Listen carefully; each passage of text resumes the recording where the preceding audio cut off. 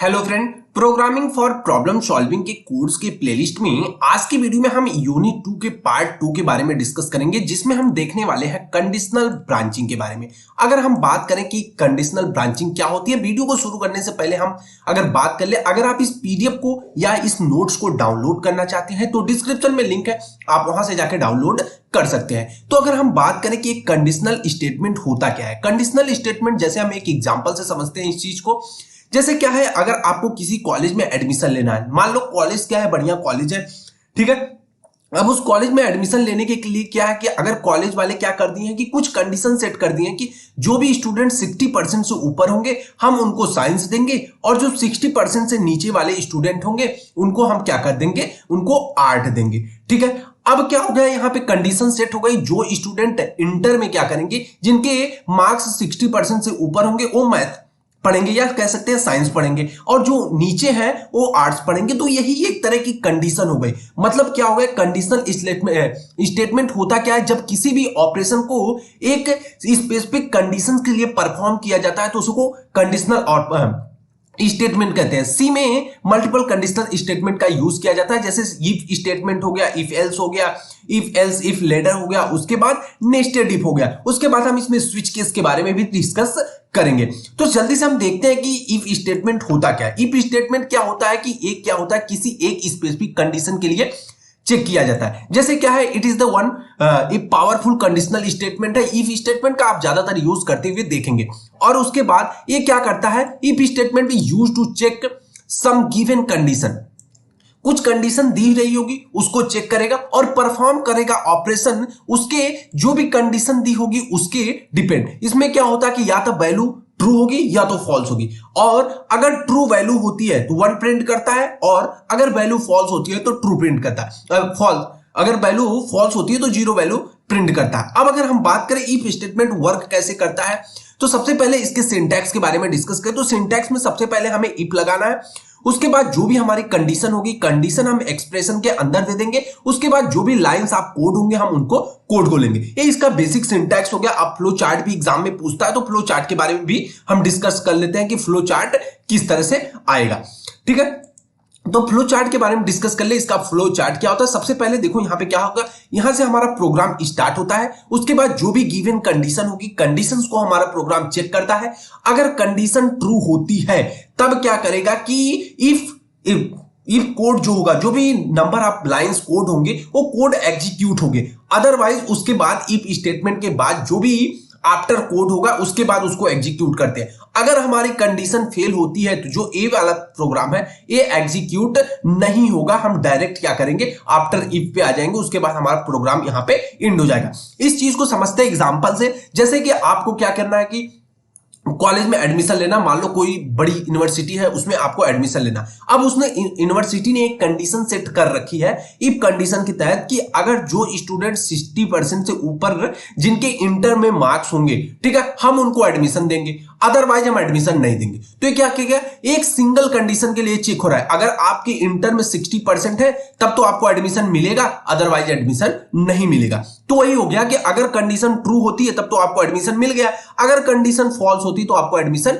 नहीं मिलेगा। फिर आपके लाइफ का डिसीजन आप क्या करते हैं। अब इससे रिलेटेड कुछ एग्जांपल को देख लेते हैं तो ज्यादा चीजें समझ में आती हैं, क्योंकि एग्जाम में इसकी थ्योरी नहीं पूछी जाएगी, फ्लो चार्ट और ज्यादा प्रोग्राम आपको आएगा। जैसे अब यहां पे क्या है कि हम एक बेसिक एग्जांपल देखते हैं। यहां पे क्या हमने इंक्लूड डॉट स्टूडियो लिया, उसके बाद हमने इंट मेन फंक्शन लगाया, उसके बाद इंटीजर एक नंबर दिया जिसकी वैल्यू हमने 0 सेट कर दी नंबर की। अब हमें प्रिंट करना है नंबर, ठीक है, एंटर ए नंबर। यूजर से हम क्या कर रहे हैं कि एक नंबर लिए, ठीक है, उस नंबर को एड्रेस यानी मतलब जो भी एड्रेस या नंबर का है, नंबर का, उसमें हमने उसको डेटा को प्रिंट कराया जो भी यूजर ने हमें दिया। अब उसको हम कह दिए कि अगर नंबर को हम डिवाइड कर रहे हैं 2 से, यानी मॉड्यूलो 2, अगर 2 0 आ गया तो नंबर क्या हो जाएगा, हमारा इवन होगा, अदरवाइज नंबर हमारा क्या हो जाएगा, ऑड हो जाएगा, ठीक है। इसमें सिंगल कंडीशन है, ऑड वाला नहीं है। अगर इसमें हम कंडीशन लगा देते एल्स की तो ऑड बनता है, लेकिन ये सिर्फ सिंगल कंडीशन है कि नंबर इवन है कि नहीं है, ये चेक करने के लिए। अगर देखो नंबर क्या है, नंबर, अगर नंबर में हम मॉड्यूलो 2 करते हैं, जो भी रिमाइंडर आएगा, अगर रिमाइंडर 0 आता है तब तो वो इवन होगा। अगर अदरवाइज रिमाइंडर कुछ भी आ रहा है तो वो नंबर क्या होगा, हमारा ऑड नंबर होगा। ठीक है, तो यहां पे हमने एक वैल्यू डाली 4 को हमने 2 से डिवाइड किया तो ये पूरा पूरा डिवाइड हो जा रहा है, रिमाइंडर नहीं बच रहा है, तो नंबर क्या हमारा होगा, इवन हो गया। ठीक है, अब आगे देखते हैं, एक और एग्जांपल के बारे में डिस्कस करते हैं इससे रिलेटेड। कह रहा है कि program to find the largest 3 number. ठीक है, किसी प्रोग्राम में 3 नंबर दिए हैं जिसमें से हमें लार्जेस्ट नंबर को फाइंड आउट करना है। तो किस तरह से इसका प्रोग्राम लिखेंगे, सबसे पहले include.studio हेडर फाइल को इंक्लूड किया, उसके बाद हमने int मेन फंक्शन बनाया, जो कि int मेन फंक्शन होता है, वहीं से हमारा प्रोग्राम स्टार्ट होता है। उसके बाद हमने 3 इंटीजर लिए। 3 इंटीजर क्यों लिए, जैसे ABC के नाम से हमने 3 इंटीजर लिए। 3 इंटीजर के लिए जब भी यूजर से हम 3 वैल्यू मांगे, तीनों वैल्यू को हमें कंपेयर करना है और कौन सी वैल्यू बड़ी है उसको प्रिंट करना है। तो ठीक है, तो हमने 3 वैल्यू ली और यूजर से हमने तीनों वैल्यू मांग लिए। अब उनको हमने क्या किया, इनके एड्रेस में स्टोर कर दिया, address of A, address of B और एड्रेस ऑफ सी में। अब हमने एक इफ कंडीशन लगाई। इफ कंडीशन हमने क्या लगाई, अगर ए बड़ा हो बी से, ठीक है, और यहां पे एंड हमने ऑपरेटर लगा दिया। उसके बाद कह रहे हैं ए बड़ा हो सी से, देन हमें प्रिंट का क्या कर देना है कि ए इज लार्जेस्ट। भैया कह रहा है यहां पे अगर ए बी से बड़ा हो और ए सी से बड़ा हो, 3 ही नंबर थे ए बी सी, और ए दोनों से बड़ा होगा तो हमें क्या करना है, प्रिंट कर देना कि ए सबसे बड़ा है। अदरवाइज अगर ऐसा नहीं होगा तो दूसरी कंडीशन लगाते हैं। अब यहां कंडीशन दूसरी क्या हो जाएगी, अगर बी बड़ा है ए से या बी बड़ा है सी से, तब हम प्रिंट कर देंगे कि लार्जेस्ट नंबर कौन सा है, बी। अगर ऐसा कंडीशन नहीं होता है तब क्या होगा कि, अब देखो ये एंड ऑपरेटर में होता क्या, एंड ऑपरेटर के बारे में थोड़ा सा आपको बता देता हूं। पिछली वीडियो में हमने डिस्कस किया है एंड ऑपरेटर के बारे में। एंड ऑपरेटर क्या करता है, जब दोनों कंडीशन ट्रू होती हैं तभी ये ट्रू होता है, अदरवाइज फॉल्स होता है। अगर एक कंडीशन ट्रू है दूसरी फॉल्स है, ठीक है, एक कंडीशन फॉल्स दूसरी ट्रू, तब क्या हो जाएगा, ये फॉल्स हो जाएगा। अगर पहली कंडीशन हमारी ट्रू हो जाए दूसरी फॉल्स, तब भी फॉल्स हो जाता है। जब दोनों कंडीशन ट्रू होती है तभी एक एग्जीक्यूशन होगा, तभी ये क्या आता है, इसका आंसर ट्रू आता है, अदरवाइज फॉल्स आता है। दोनों कंडीशन अगर फॉल्स है तब भी ये फॉल्स ही आता है। तो यहां पे क्या हो गया, अगर देखो ए बी से भी बड़ा होगा सी से बड़ा होगा तभी तो लार्जेस्ट नंबर होगा। अगर हम मान ले 10 20 और 30 नंबर है, ठीक है, ठीक है, 10 20 30 नंबर है। अब 10 क्या है, मान लिया ए की वैल्यू है, 20 बी की वैल्यू और सी 30 की वैल्यू, ठीक है। अब यहां पे अगर ए कह रहा है, देखो ए, अब यहां पे देखेंगे हम ए क्या बड़ा है बी से, नहीं, ए तो गलत हो गया, तो यहां गलत हो गया तो वहीं पे कंडीशन छोड़ देंगे। उसके बाद हम चेक करेंगे क्या बी ए से बड़ा है या बी सी से बड़ा है। यहां पे देखेंगे बी को जब हम चेक करेंगे 20 से तो यहां भी वैल्यू फॉल्स आ जाएगी। लेकिन जब तीसरी कंडीशन हम चेक करेंगे सी से, क्या सी ए से बड़ा है, भैया सी की वैल्यू कितनी है 30, ए की वैल्यू कितना है 10, तो बड़ा है, ऑब्वियस सी बात है। फिर यहां पे सी क्या बी से बड़ा है, सी बी से बड़ा है। कैसे बड़ा है, क्योंकि सी की वैल्यू हमने 30 दिया और बी की वैल्यू 20, तो 30 20 से कितना होता है, बड़ा होता है। तो यहां पे दोनों कंडीशन ट्रू हो गई। दोनों कंडीशन में क्या है कि सी हमारा बड़ा आ रहा है, इसलिए हम क्या कर देंगे, प्रिंट लार्जेस्ट नंबर ऑफ सी, ठीक है। अदरवाइज क्या हम चेक करेंगे, एक कंडीशन और देंगे, अगर ए बी के बराबर हो जाए, ठीक है, ए बी के बराबर हो जाए या ए सी के बराबर हो, तब हम क्या क्या क्या कह देंगे कि वहां पे हमारे जो भी नंबर्स हैं वो इक्वल होंगे। अब हमने जब प्रोग्राम को एग्जीक्यूट किया तो वहां पे हमने सबसे पहले प्रिंट हुआ, कंसोल पे हमारे प्रिंट क्या हुआ, एंटर 3 नंबर। यूजर ने 12 23 और 34 3 नंबर दिए, ठीक है, 3 नंबर दिए। तो जो भी हमारा प्रोग्राम था वो फाइंड आउट करके बताया कि 34 जो नंबर है वो सबसे बड़ा है। ये हो गया आपका इफ स्टेटमेंट। अब बात करें if else statement. If else statement क्या होता है कि जब क्या होता है कि कोई भी प्रोग्राम, या कह सकते हैं कि if else statement is used to perform 2 operation for a single condition. किसी एक ही कंडीशन के लिए 2 ऑपरेशन को परफॉर्म कर रहे हो। जैसे अभी हमने एग्जांपल बताया कि जब आप कॉलेज में एडमिशन ले रहे हैं, अगर 60% से ऊपर है तब तो आप साइंस पढ़ेंगे, अगर 60% से ऊपर नहीं है तो हम आपको आर्ट्स देंगे। अगर कंडीशन ट्रू हुई तब तो आप साइंस पढ़ेंगे, अगर कंडीशन फॉल्स होती है तो आप क्या पढ़ेंगे, आर्ट्स पढ़ेंगे। तो यहां पे क्या हो गया, कंडीशन एक ही है, 60% के लिए एडमिशन ही लेना है, लेकिन यहां पे क्या हो गया कि 2 ऑपरेशन परफॉर्म हो रहे हैं, तो उसी को हम इफ एल्स कहते हैं। अगर ऐसा हो तो ऐसा करो, अगर मतलब 60% से ऊपर हो तो एडमिशन साइंस में होगा, अगर 60% से नीचे है तो क्या एडमिशन आर्ट में होगा। ये 60% किसके मार्क है, इंटर से, हो सकते हैं किसी भी ग्रेजुएशन का हो, आगे जो भी हो, एक समझने का तरीका है। ठीक है। आगे अगर हम बात करें इसके बारे में कुछ और, तो जो भी गिवन कंडीशन होती है ट्रू होती है, देन प्रोग्राम, अगर कंडीशन ट्रू होगी तब तो प्रोग्राम एग्जीक्यूट करेगा किसका पार्ट, जो भी ट्रू कंडीशन होगी। अब जो भी भैया अब एडमिशन हो जाएगा साइंस में तो आप साइंस पढ़ेंगे, ये प्रोग्राम मान लिया हमने, और यहां पे अगर कंडीशंस फॉल्स होती है तो ये फॉल्स वाला आपको आर्ट्स पढ़ना पड़ेगा उस कॉलेज के अंदर। ठीक है। सिंटैक्स के बारे में अगर हम डिस्कस करें तो इसका सिंटैक्स क्या होता है, सबसे पहले हम इफ स्टेटमेंट लगाते हैं, उसके बाद जो भी कंडीशन होगी कंडीशन को हम देंगे, उसके बाद जो भी एग्जीक्यूटेड कोड होगा लाइन ऑफ कोड उसको हम देंगे, उसके बाद हम एल्स कंडीशन लगाएंगे कि अगर कंडीशन ऐसी नहीं होती है तो अदरवाइज हमें क्या करना है कि इसको प्रिंट कराना है। अब आगे देखते हैं इससे रिलेटेड प्रोग्राम को। इसके सबसे पहले फ्लो चार्ट इसका समझ लेते हैं। फ्लो चार्ट में क्या होता है कि सबसे पहले प्रोग्राम हमारा यहां से स्टार्ट होता है, उसके बाद जो भी गिवन कंडीशन होगी हमारा प्रोग्राम सबसे पहले कंडीशन को चेक करता है, अगर कंडीशन ट्रू होती है तो इफ वाले कोड को चलाएगा, अगर हमारी कंडीशन फॉल्स होती है तो एल्स वाले कोड को चलाएगा। मतलब जो भी लाइंस आप ब्लॉक को एल्स ब्लॉक के अंदर जो भी कोड लिखा होगा उसको एग्जीक्यूट करेगा। कंडीशन ट्रू होती है तो इफ लाइन के अंदर जो भी कोड लिखा होगा उसको एग्जीक्यूट करेगा। उसके बाद हो सकता है हमारे कुछ और भी प्रोग्राम्स हो तो उसको बाद उनको रन करता है, उसके बाद हमारा प्रोग्राम सिंपली एग्जिट हो जाता है, या कह सकते हैं पूरा एग्जीक्यूशन कंप्लीट हो जाता है। अगर हम चेक करें एक एग्जांपल से इस चीज को समझें, क्योंकि एग्जाम में एग्जांपल ही पूछा जाएगा, या पूछ सकता है कि स्टेटमेंट इफ एल्स स्टेटमेंट क्या होता है, डिस्क्राइब करो किसके साथ, विद द एग्जांपल के साथ। ठीक है। तो यहां पे हम क्या कर सकते हैं, let's see the example, check whether a number, check करना है कि क्या कोई नंबर इवन है या ऑड। अगर नंबर इवन नहीं है तो ऑड होगा, ऑड नहीं है तो इवन होगा। कैसे चेक करते हैं, सबसे पहले देखते हैं।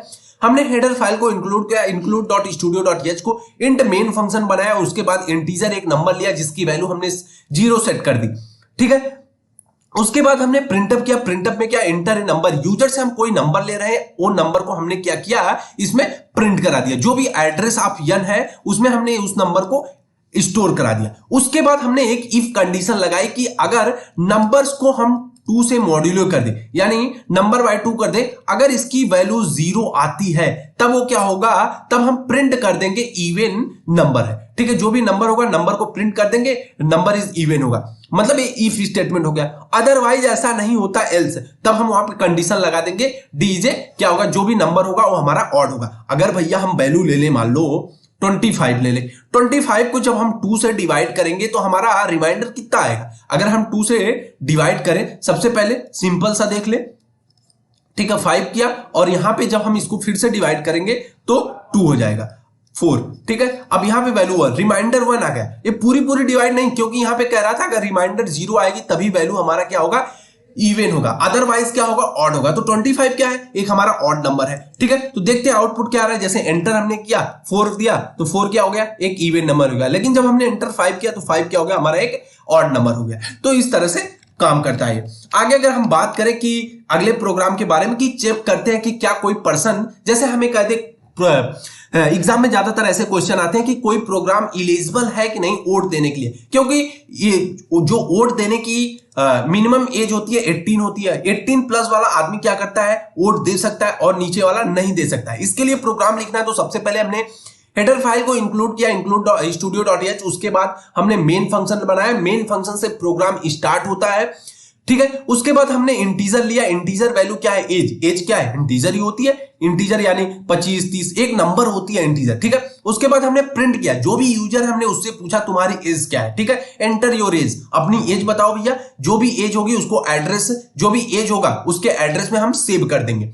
ठीक है। अब हमने इफ कंडीशन लगाया, अगर एज क्या है 18 से ज्यादा है, ठीक है, जो भी एज आपकी है वो हम क्या है कि 18 से ज्यादा है या 18 के बराबर है, तब क्या करेंगे, हम प्रिंट कर देंगे कि you are eligible to vote, आप मतलब वोट दे सकते हैं। अदरवाइज क्या हम कर देंगे, आप वोट भैया नहीं दे सकते, sorry you can not vote. ठीक है। तो आपको आई होप समझ में आया होगा किस तरह से इफ एल्स स्टेटमेंट वर्क कर रहा है। जैसे यहां पे हमने दिया, अब कोई यूजर हमने आउटपुट कंसोल पे जब प्रिंट कराया तो यहां पे क्या किया, इंटर योर नंबर किया, जब भी एज किया हमने तो एज में 18 उसने डाला, तो इसने कहा कि ठीक भैया आप एज वोट दे सकते हो। उसके बाद इसने कहा कि फिर से पूछा कि एज क्या है आपकी, इसने जो भी यूजर था उसने 13 डाला, 13 साल के हो तो भैया तुम वोट नहीं दे सकते।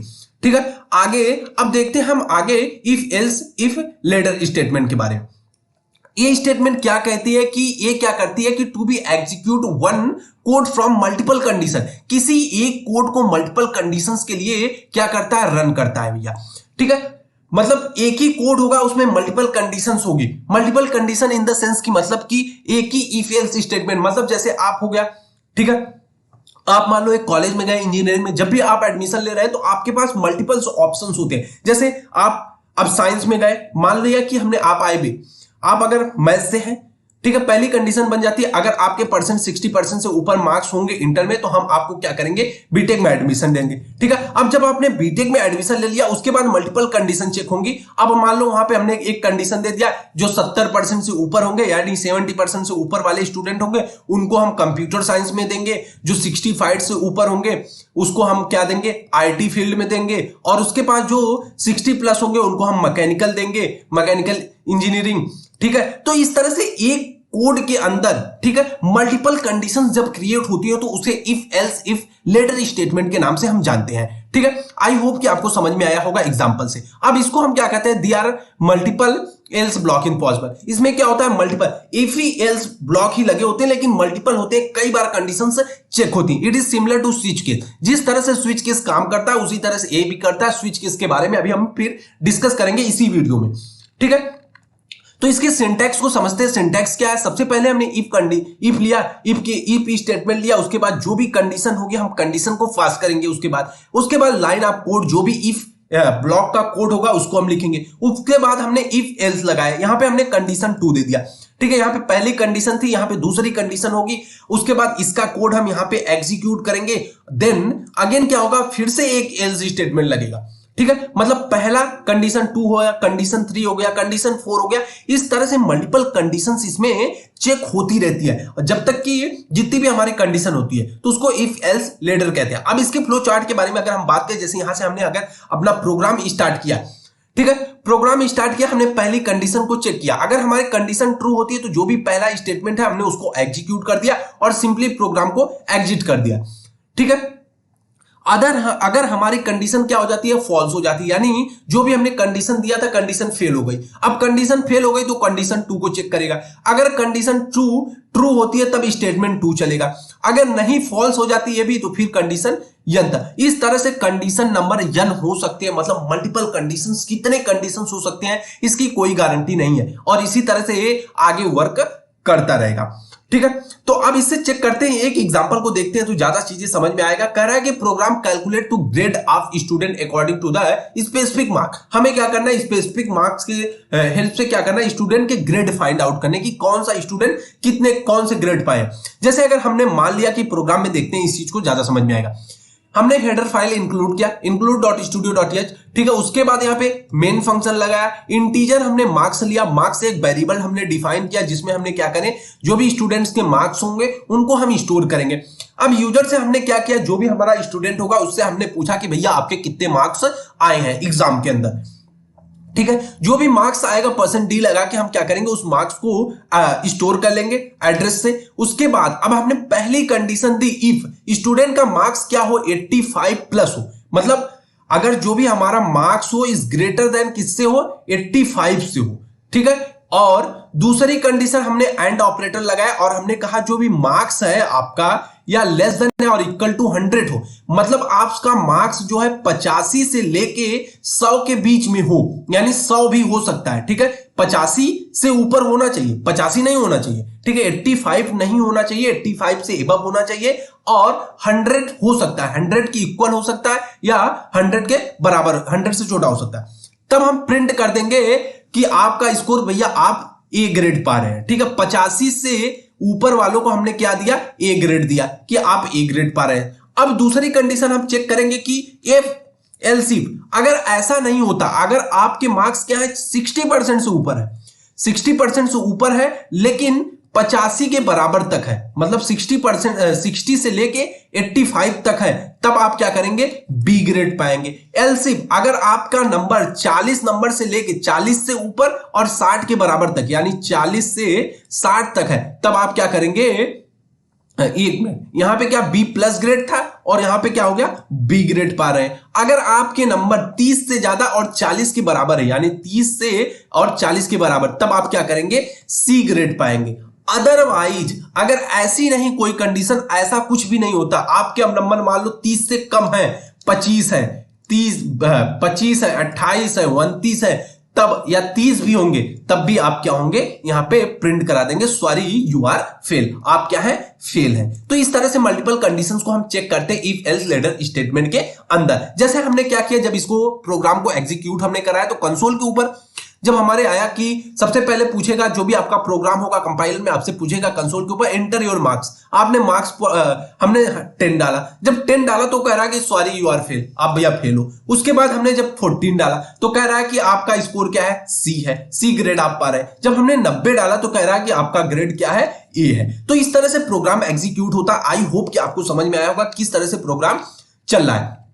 आगे बात करें नेस्टेड इफ एल्स स्टेटमेंट के बारे में। नेस्टेड इफ एल्स का मतलब, नेस्टेड मतलब क्या होता है, लूप के अंदर लूप, लूप के अंदर सॉरी स्टेटमेंट के अंदर स्टेटमेंट, ठीक है। नेस्टेड का मतलब होता है कि अगर कोई स्टेटमेंट दी है तो उसके अंदर मल्टीपल स्टेटमेंट्स हो सकती है।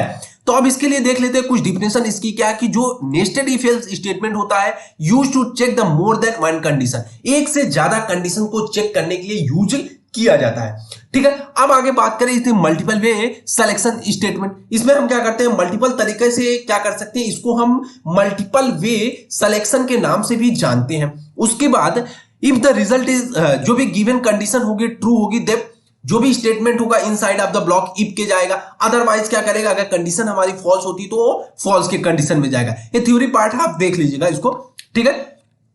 जैसे अब इसके अगर सिंटैक्स के बारे में बात करें, सिंटैक्स में क्या होगा, सबसे पहले इफ लगाया, उसके बाद जो भी हमारा एक्सप्रेशन है, कंडीशन है, हमने कंडीशंस को पास की, उसके बाद जो भी हमारा स्टेटमेंट है, नंबर ऑफ कोड लाइंस है, उसको हम एग्जीक्यूट करेंगे। अदरवाइज हम क्या करेंगे, एल्स इफ लगाया हमने, एल्स इफ के अंदर हम क्या करेंगे, जो भी हमारा एल्स इफ के अंदर अब जो भी कंडीशन हमने पास की ऐसा हो जाए। अगर ऐसा नहीं होता फिर एल्स इफ लगाया, दूसरी स्टेटमेंट दिया, मतलब इसमें कंडीशन देखो, यहां पे जैसे उसमें क्या हो रहा था कि हमने एल्स लगाने के बाद भी कंडीशन पास कर रहे थे, इसमें कंडीशन नहीं पास करेंगे, बस मल्टीपल स्टेटमेंट बनाएंगे उस कंडीशंस के अकॉर्डिंग, ठीक है। तो और यहां पे फिर एल्स हो गया, अगर ऐसा नहीं होता है तो ऐसा कर दो। देखो इस चीज को समझते हैं हम एक एग्जांपल के जरिए, ज्यादा समझ में आएगा। कह रहा है कि 3 नंबर है, उन 3 नंबर में से सबसे बड़ा नंबर कौन सा, इस चीज को हमें फाइंड आउट करना है नेस्टेड स्टेटमेंट की हेल्प से। तो सबसे पहले हम क्या करेंगे, इंक्लूड डॉट स्टूडियो लगाया, उसके बाद इंक्लूड डॉट कोन्यून यच लगाया, ठीक है। 2 हेडर फाइल को हम इंक्लूड किए, उसके बाद वाइड मेन लगाया, इंटीजर हमने 3 इंटीजर लिया, ए बी सी, सीएलआर लगाया। देखो कोनियन इसलिए लगाया क्योंकि सीएलआर और गेट सीएच फंक्शन का हमने यूज किया। सीएलआर क्या करता है, जो भी स्क्रीन आपकी होती है उसमें अदरवाइज सारी चीजें नहीं दिखेंगी, कंसोल के ऊपर जो भी एग्जिक्ट प्रोग्राम होगा सिर्फ वही दिखेगा। मतलब आप कह सकते हैं कि जो भी आउटपुट आपको चाहिए इनपुट देना होगा, सिर्फ उतनी चीजें दिखेंगी, बाकी सारी क्लीन स्क्रीन देखेगी। कंपाइलर कैसे रन कर रहा है सारी चीजें नहीं आपको पता चलेंगी, ठीक है। प्रिंटअप ने हमने क्या किया कि प्लीज एंटर 3 नंबर, हमने यूजर से कह दिया भैया 3 नंबर तो हमको, यूजर ने क्या किया 3 नंबर दिया, तो उनको हम address of A, address of B और एड्रेस ऑफ सी में स्टोर के लिए। ये एड्रेस ऑफ बी और एड्रेस ऑफ सी क्या होता है, ये क्या होता है, मेमोरी के अंदर लोकेशन होती है जहां पे हम इस वेरिएबल को, जो भी यूजर वेरिएबल दे रहा है उसको हम क्या करते हैं, स्टोर करते हैं, वो एड्रेस होता है, ठीक है। अब हमने कंडीशन लगा दिया, कंडीशन लगाया अगर ए क्या है, बी से बड़ा है, ठीक है। अगर ए बी से बड़ा है और इफ ए सी से भी बड़ा है, देखो यहां 2 कंडीशन हो गई, 2 स्टेटमेंट हो गई, एक के अंदर एक हो गई, ठीक है। पहला हमने चेक किया कि क्या ए बी से बड़ा है और दूसरा चेक किया क्या ए सी से बड़ा है, तब हमने क्या क्या प्रिंट कर दिया, ए इज ग्रेटर देन नंबर, मतलब एक ग्रेटेस्ट नंबर है, सबसे बड़ा नंबर। अदरवाइज हम क्या करेंगे, एल्स स्टेटमेंट लगाएंगे। एल्स के अंदर हमने क्या कर दिया कि सी इज ग्रेटेस्ट नंबर। भैया अगर ए क्या है कि बी से बड़ा है, ठीक है, और ए सी से बड़ा है, ठीक है, तब तो ए बड़ा है। अगर ऐसा नहीं होता तो हम सी को कह रहे हैं कि यहां पे सी ग्रेटेस्ट नंबर हो जाएगा, ठीक है। अदरवाइज दूसरी कंडीशन चेक कर लेते हैं, एल्स, ठीक है। अगर ऐसा नहीं होता, अब ए जब बड़ा नहीं होगा तो सी ही बड़ा होगा ना, ऑब्वियस सी बात है, ठीक है। उसके बाद हमने एल्स स्टेटमेंट लगाया। एल्स स्टेटमेंट में हमने क्या दिया कि अगर बी सी से बड़ा हो देन हम प्रिंट क्या कर देंगे, बी इज ग्रेटेस्ट नंबर। अगर भैया बी, अब इस सी से बी बड़ा हो जाएगा तो हम बी को प्रिंट कर देंगे, दूसरी कंडीशन हो गई, ठीक है। आगे ठीक है, अब यहां पे हम चेक कर लेंगे कि जो भी प्रिंट ऑफ है यहां पे बी इज ग्रेटेस्ट है, एल्स क्या कर देंगे, अगर ऐसा नहीं होता तो यहां पे भी हम सी को प्रिंट। देखो पहले हमने क्या दिया, इस चीज को समझते हैं। सबसे पहले हमने कहा ए अगर बी से बड़ा हो या ए हमारा सी से बड़ा हो, तो यहां पे अगर ए बड़ा है तब तो हम ए को प्रिंट कर देंगे कि ए सबसे बड़ा है, अदरवाइज हम कह देंगे सी बड़ा है। ठीक है, सी को बड़ा कर दिए। फिर हमने कंडीशन चेक किया, क्या हमारा जो B है वो C से बड़ा है, अगर B C से बड़ा है तब तो हम कह देंगे B बड़ा है, अदरवाइज हम फिर कह देंगे कि C बड़ा है। जब A नहीं बड़ा होगा, B नहीं बड़ा होगा C से, तो C ही बड़ा होगा।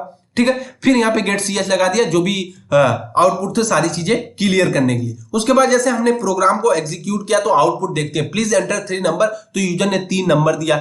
ठीक है, ए बी और सी के नाम पे 10, 18 और 5 दिया, तो सबसे पहले बड़ा नंबर कौन होगा, बी इज ग्रेटेस्ट नंबर, मतलब 18 क्या होगा, सबसे बड़ा नंबर होगा। अब आगे बात आती है switch case statement. Switch case statement क्या होती है कि जहां पे मल्टीपल चॉइस आपके पास होती है, वहां पे हम क्या करते हैं, कंडीशन को कंपेयर करते हैं और हम मूव ऑन करते हैं। जैसे इसके डिफिनेशन के बारे में देखें तो ये switch case statement in C programming test the value of a choice variable. एक वेरिएबल जो होता है जिसको क्या करते हैं, चॉइस ऑफ वेरिएबल होता है, और कंपेयर करती it with the multiple cases. Multiple case होती है, वहां पे आपके केस को मैच करता है। अगर केस मैच होती है देन आपका प्रोग्राम क्या होता है, एग्जीक्यूट होता है। यहां पे कह रहा है when the case match is found, तो block statement is associated with that the specific case is executed. अगर आपका जो भी प्रोग्राम है उस केस को सेटिस्फाई करता है तब तो आपका प्रोग्राम एग्जीक्यूट होगा, अदरवाइज क्या होता है कि हमारा प्रोग्राम क्या करेगा, स्विच केस में यानी ब्लॉक में चला जाएगा। जैसे इस चीज को समझते हैं, इसको सबसे पहले सिंटैक्स देखते हैं, उसके बाद हम एग्जांपल से डिस्कस करेंगे तो ज्यादा चीजें समझ में आने वाली। तो हमने स्विच लगाया, जहां पे इफ लगा रहे थे वहां पे स्विच होगा, जो भी एक्सप्रेशन होगी, कंडीशन होगी, हमने कंडीशंस को पास किया, केस वैल्यू पहले डाल दी हमने, उसके बाद जो भी उसका कोड होगा उसको चेक कर लिया। उसके बाद हमने ब्रेक लगा दिया, ब्रेक ऑप्शनल होता है, आप लगा भी सकते हैं नहीं भी लगा सकते हैं। ठीक है, उसके बाद केस वैल्यू हमने 2 लगाया, कोड किया, उसके बाद ब्रेक कर दिया। उसके बाद एक डिफॉल्ट कोड होता है। डिफॉल्ट कोड क्या होता है, अगर ये सारी कंडीशंस को फॉलो नहीं करेगा तो एक डिफॉल्ट स्टेटमेंट आएगी जो कि 100% हो। अगर कोई भी कंडीशन मैच नहीं करती है स्विच स्टेटमेंट के अंदर, देन क्या होता है कि ये आपका डिफॉल्ट वाला स्टेटमेंट चलता ही है। ठीक है, कंफर्म चलता है। अगर कंडीशन हमारी मैच कर गई तब तो कंडीशन एग्जीक्यूट होगी, अगर कंडीशन नहीं मैच करती है तो उस कंडीशन में हमारा क्या होता है, डिफॉल्ट वाली वैल्यू एग्जीक्यूट होती है। आगे देखते हैं rule for the switch case statement. कुछ रूल्स हैं इसके लिए, तो जो भी केस लेबल होते हैं must have constant and constants and constant expression. जो भी expression constant must be integer type, जो भी आपके कांस्टेंट इंटीजर टाइप हो, केस लेबल इंटीजर टाइप होने चाहिए या कैरेक्टर हो सकते हैं। Case should be not be float type, इसमें फ्लोट टाइप का यूज नहीं होता, फ्लोटिंग पॉइंट नंबर यानी डेसिमल में नहीं यूज कर सकते। Switch case should have the most one default level, एक डिफॉल्ट लेवल होता है। ठीक है, डिफॉल्ट लेवल जैसे हमने यहां पे देखा है ना कि अगर कुछ नहीं एग्जीक्यूट होगा तो ये वाला प्रोग्राम 100% है कि एग्जीक्यूट होगा, अगर कोई भी केस मैच नहीं करती है। There default can be placed anywhere in the switch. ठीक है, उसके बाद डिफॉल्ट केस हम कहीं भी पुट कर सकते हैं प्रोग्राम के अंदर। स्विच जो भी स्टेटमेंट होगी हमारे स्विच स्टेटमेंट के अंदर, डिफॉल्ट को जरूरी नहीं है कि हम नीचे रखें, कहीं भी पुट कर सकते हैं। ठीक है, उसके बाद break statement takes control out of the switch, मतलब अगर आपका जैसे स्विच प्रोग्राम हमने लगाया, कंडीशन चलती जा रही है, तो इस कंडीशंस को रोकने के लिए हम क्या करते हैं, ब्रेक स्टेटमेंट का यूज करते हैं। अगली वीडियो में हम break statement, continuous statement, go to statement, सारी चीजों के बारे में डिस्कस करने वाले हैं। 2 और more case I share the break statement, मतलब क्या कहता है, 2 केस में से जब क्या करना हमें स्विच करना होता है तो वहां पे ब्रेक स्टेटमेंट का यूज किया जाता है। सबसे पहले इस चीज के फ्लो चार्ट को समझते हैं। जैसे सबसे पहले हमने अपने प्रोग्राम को एग्जीक्यूट किया, जब भी एग्जीक्यूशन स्टार्ट हुआ तो पहला एक्सप्रेशन था। एक्सप्रेशन हमने चेक किया, स्विच केस का एक्सप्रेशन, यानी कह सकते हैं जो भी गिवन कंडीशन थी, कंडीशन को प्रोग्राम चेक किया। अब केस 1, अगर केस 1 मैच होता है तो हमारा स्टेटमेंट 1 एग्जीक्यूट होगा और ब्रेक हो जाएगा। ठीक है, अगर अनमैच होता है तो हम केस 2 पे आ जाएंगे। जब भी अगर केस 1 से मैच नहीं किया, जैसे अगर हम बात कर ले, आपने कोई फॉर्म फिलअप किया है, ठीक है, फॉर्म फिलअप किया है, ठीक है, आप कहें कि हमको भैया मैथ में एडमिशन चाहिए, केमिस्ट्री चाहिए, फिजिक्स चाहिए, ठीक है, इंटरबेस पे हम बात कर लेते हैं। ठीक है, अब क्या करेगा, केस चेक कर देगा, एक्सप्रेशन अगर जो 60% स्टूडेंट ऊपर वाले हैं उनको क्या करेंगे, ए सब्जेक्ट मिलेंगे। अब पहले केस बना दिया कि जो 85% से ऊपर जिनका रिजल्ट होगा, मतलब 85% से ऊपर होगा, उनको हम मैथ देंगे। अब पहली कंडीशन हो गई, उनको हम मैथ देंगे, ठीक है, यानी मैथ में एडमिशन देंगे। अब पहली कंडीशन में हमने मान लिया कि यहाँ पे हमारे 75% है, तो हमको तो मैथ नहीं मिला। अब उसके बाद दूसरी कंडीशन में कह दिया कि 75 जिसके परसेंट हो, 75% से एबव हो या 75% हो, उनको हम क्या करेंगे, केमिस्ट्री में एडमिशन देंगे। ठीक है, तीसरी कंडीशन हमने बना दिया 65 से ऊपर वालों को हम फिजिक्स देंगे। तो इस तरह से कंडीशन, अगर कंडीशन मैच होगी तो ये वाला स्टेटमेंट एग्जीक्यूट होगा, अगर नहीं मैच होगी तो हम नेक्स्ट वाले स्विच पे चले जाते हैं। अगर ऐसा हुआ एक भी कंडीशन मैच नहीं हुई तो उस समय हम क्या करेंगे, डिफॉल्ट कंडीशन हमारे पास होती है वो तो मैच होगी 100%, उसको बाद उसको एग्जीक्यूट करते हैं। इस चीज को एग्जांपल से समझे, ज्यादा समझ में आएगा। कह रहा है कि सी प्रोग्राम के अंदर सिंपल एग्जांपल हमें देखना है कि किस तरह से। सबसे पहले इंक्लूड डॉट स्टूडियो, हमने हेडर फाइल इंक्लूड किया, इंट मेन फंक्शन लिया, उसके बाद एक इंटीजर लिया। हमने यूजर से एक वैल्यू मांगी, कह दी कि इंटर ए नंबर, एक नंबर भैया इंटर करो, फिर स्कैनअप लगा दिया, परसेंटेज एल लगा लिया। ठीक है, जो भी एड्रेस यूजर ने जो भी नंबर प्रिंट किया उसको हमने स्टोर कर लिया मेमोरी के अंदर। अब हमने स्विच केस लगाया, नंबर हमने पास किया, जो भी नंबर यूजर देगा हमें। ठीक है, पहले केस 10 हमने बनाया, तो यहां पे कर देंगे कि प्रिंट नंबर इक्वल टू 10। अगर यूजर 10 देता है तब यहां पे पहली केस क्या हो जाएगी कि 10 हमने केस में 10 पास किया है, तो हमने यहां पे प्रिंट कर दिया। अगर 10 के बराबर होगा, जो भी यूजर नंबर देगा वो 10 के बराबर होगा, तब हम यहां पे प्रिंट कर देंगे कि इक्वल टू 10, मतलब 10 भैया 10 के बराबर है। ठीक है, अगर ऐसा नहीं होता है तो हम कंडीशन को क्या कर देंगे, ब्रेक कर देंगे। दूसरी कंडीशन 50 दे दिए, अगर यूजर 50 दे रहा है तो वहां पे हम कंडीशन डाल देंगे कि नंबर, जो भी नंबर होगा, ठीक है, इज इक्वल टू 50। अब नंबर 50, अब यूजर ने भैया 10 दिया, अब मान लो यूजर क्या कोई नंबर मान लो 50 दिया, तो यहां पे 50 हो गया। पहली कंडीशन चेक करेगा 10, क्या 10 और 50 इक्वल है, नहीं इक्वल नहीं है। जब इक्वल नहीं है तो हम मूव कर देंगे अगले केस पे। जब इस केस पे आएंगे, इस केस पे देखेंगे 50 और 50 इक्वल है, तो यहां पे हम प्रिंट कर देंगे कि 50 इज इक्वल टू 50 हो गया। ठीक है, उसके बाद हम चेक करेंगे अगली कंडीशन, केस हमने बनाया 100, अगर नंबर यूजर 100 प्रिंट देता है हमें तो क्या कर देगा, प्रिंट कर देगा। अब अगर ये तीनों कंडीशन नहीं होती है तो उस कंडीशन में हम क्या कर देंगे, डिफॉल्ट कंडीशन लगाएंगे, जो भी नंबर होगा वो 10 और 50 और 100 से मैच नहीं करता, यानी 10, 50, 100 से आपका नंबर मैच नहीं करता, उनके इक्वल नहीं है। हमने एक कंडीशन सेट की कि यूजर से हमें 3 तरह की वैल्यू लेनी है, 10, 50 और 100। अगर इनसे मैच करता है तो हम वैल्यू को प्रिंट करा देंगे कि 10, 50 और 100 है। अदरवाइज हम क्या करेंगे, अगर ऐसी कंडीशन नहीं होती है देन हम प्रिंट कराएंगे सिंपल डिफॉल्ट वैल्यू की कि आपने जो भी नंबर दिए थे इससे मैच आपका नंबर नहीं कर सकता भैया, हम ना कुछ कर सकते हैं। ठीक है, ये आपका कंपाइलर बोलेगा आपसे, रिटर्न हम कर देंगे 0। ठीक है, अब जब प्रोग्राम हमारा एग्जीक्यूट होगा, हम सक्सेसफुली प्रोग्राम को रन कराएंगे तो हमारे कंसोल के ऊपर आएगा एंटर ए नंबर। अब हमने 4 दिया, जब नंबर 4 दिया तो ये कह रहा है कि number is not equal to 10, 50 और 100। भैया 4 इसके बराबर नहीं है, सबसे पहले तो हमें भी पता है। उसके बाद कह दिया हमने एंटर, फिर ए नंबर लिया। अब हमने अब की बार 50 दिया, जब 50 दिया तो नंबर कह रहा है इक्वल टू 50, नंबर आपका 50 के बराबर है। तो इस तरह से स्विच केस काम करता है। तो आई होप कि आपको समझ में आया होगा कि जो भी कंडीशनल ब्रांचिंग है किस तरह से वर्क करती है। अगर वीडियो पसंद आई हो तो लाइक, कमेंट और सब्सक्राइब जरूर कीजिएगा। और हाँ, अगर इस पीडीएफ को आपने अभी तक डाउनलोड नहीं किया है तो डिस्क्रिप्शन में लिंक है, आप वहां से डाउनलोड कर सकते हैं और इस कोर्स को जल्दी से फॉलो कर लीजिए, क्योंकि 1 नाइट बिफोर एग्जाम आपको बहुत ज्यादा हेल्प करने वाली है, क्योंकि क्विक रिवीजन के लिए सबसे बेस्ट ऑप्शन है आपके लिए। ठीक है, thank you, bye bye guys.